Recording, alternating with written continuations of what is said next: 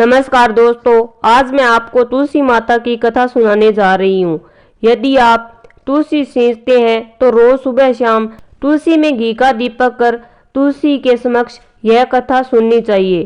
कार्तिक महीने में सभी महिलाएं तुलसी सींचती है और वहां से चली जाती है, लेकिन एक बुढ़िया माई रोज वहां आती, वह तुलसी को सींचती और कहती, तुलसी माता सबकी दाता, मैं बिरला सींचूं तेरा, तू कर निस्तार मेरा।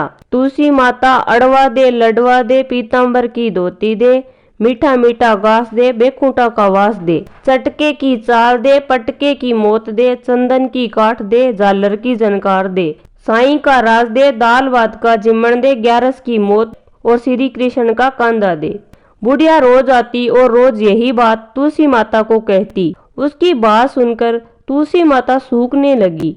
एक दिन भगवान श्री हरि विष्णु ने पूछा, हे तुलसी, इतनी औरतें तुम्हें रोज सींचती है, मीठा मीठा भोग लगाती है, घी सुनाती है, फिर तुम क्यों सूख रही हो?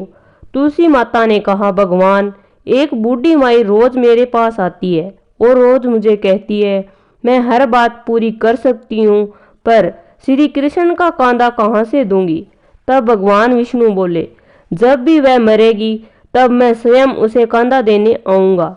जब बुढ़िया माई का देहांत हो गया तब सारे गांव वाले इकट्ठे हुए और उन्हें शमशान ले जाने की तैयारी की जाने लगी। जब लोग उसे उठाने लगे तो वह इतनी भारी हो गई कि किसी से भी नहीं उठ रही थी। सब बोले, ये बुढ़िया इतना पूजा पाठ किया करती थी, फिर इतनी भारी कैसे हो गई? तब एक बूढ़े ब्राह्मण के रूप में श्री हरि विष्णु स्वयं वहां आए और पूछने लगे, क्या हुआ? सब कहने लगे, पापिन थी इसलिए भारी हो गई है।